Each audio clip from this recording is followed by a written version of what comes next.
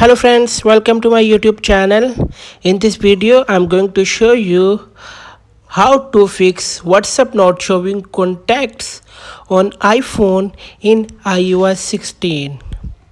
So let's start the video.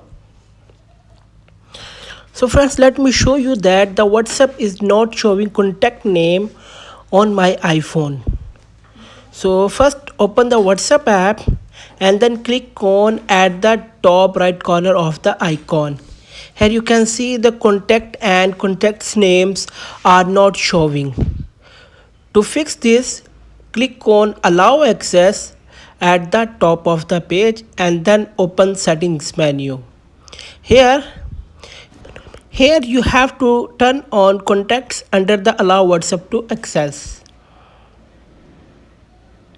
So friends, as you can see, the contacts are showing now on my iPhone.